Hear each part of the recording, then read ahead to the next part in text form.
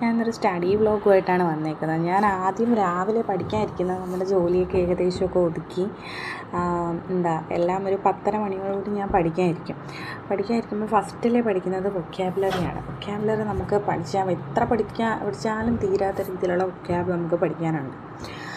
അതിൽ തന്നെ മെയിനായിട്ടുള്ള വൊക്കാബാണ് ഞാൻ ആദ്യം സെലക്ട് ചെയ്യുന്നത്. ഞാൻ ഉപയോഗിക്കുന്ന ബുക്കെന്ന് പറഞ്ഞാൽ ബ്ലാക്ക് ബുക്കാണ്. അതിനകത്ത് നമുക്ക് ടോപ്പ് 200 അല്ലെങ്കിൽ ടോപ്പ് വേർഡ്സ് നമുക്ക് കാണും. അതാണ് ഞാൻ ആദ്യമേ അത് പഠിക്കുന്നത്.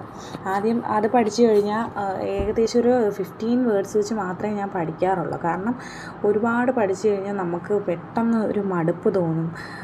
ആദ്യം ഞാൻ പഠിച്ച് തുടങ്ങിയ സമയം, ഞാനിപ്പോൾ ഏകദേശം ഒരു 4 മാസവും പഠിച്ച് തുടങ്ങുന്ന സമയത്തൊക്കെ ഒരു 10 വേർഡ്സിലാണ് ഞാൻ തുടങ്ങിയത്. ഗ്രാജുവലി അത് 15 വേർഡ്സാക്കി ഞാൻ ഇൻക്രീസ് ചെയ്ത് ഇപ്പം 15 വേർഡ്സാണ് ഉപയോഗിക്കുന്നത്. ഞാൻ MTS എക്സാമിന് വേണ്ടിയിട്ടാണ് പഠിക്കുന്നത്.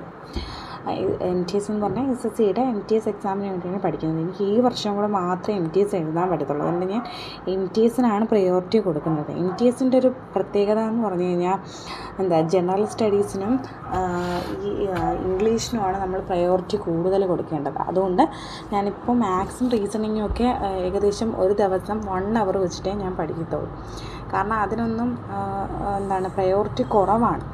അപ്പോൾ ഇംഗ്ലീഷും ജനറൽ സ്റ്റഡീസും എന്നും പഠിക്കാനായിട്ട് ശ്രമിക്കാറുണ്ട്.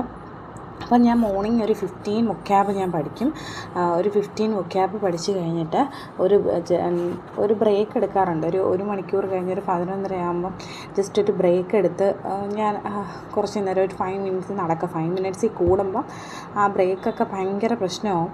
ഞാൻ ഒരു 11:30 കഴിഞ്ഞ് നമ്മൾ ബ്രേക്കൊക്കെ കഴിഞ്ഞ് വന്നിട്ട് ഞാൻ ഗ്രാമറാണ് പഠിക്കുന്നത്. ഗ്രാമർ നമ്മൾ ഇംഗ്ലീഷിന് നമ്മൾ ടൈം ഇൻവെസ്റ്റ് ചെയ്യണമെങ്കിൽ, അതായത് ഇംഗ്ലീഷിന് നമ്മൾ ടൈം ഇൻവെസ്റ്റ് ചെയ്താൽ അതൊരു ഗുഡ് ഡിസിഷനാണ്. അതായത് നമുക്ക് ഫുൾ മാർക്ക് വേണമെങ്കിൽ നമുക്ക് സ്കോർ ചെയ്യാൻ പറ്റുന്ന ഒരു സബ്ജക്റ്റാണ് ഇംഗ്ലീഷ് എന്ന് പറയുന്നത്.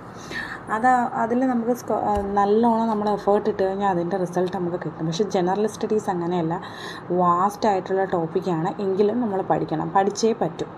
നമ്മളിപ്പം SSCയുടെ എല്ലാ എക്സാംസിനും നമുക്ക് ഈ ഇംഗ്ലീഷും ജനറൽ സ്റ്റഡീസും നമുക്ക് ഉപയോഗപ്പെടും. അതുകൊണ്ട് നമ്മളിപ്പോൾ ഞാനിപ്പം ശ്രമിക്കുന്നതെന്ന് പറഞ്ഞു കഴിഞ്ഞാൽ അതിന് ഇമ്പോർട്ടൻസ് കൊടുത്ത് പഠിക്കാനായിട്ടാണ്. അപ്പോൾ നിങ്ങളൊക്കെ എന്താണ് ചെയ്യുന്നത്? എന്തൊക്കെയാണ് പഠിക്കുന്നത്? SSC പഠിക്കുന്നവർ താഴെ എനിക്ക് കമൻറ്റ് ചെയ്യുക.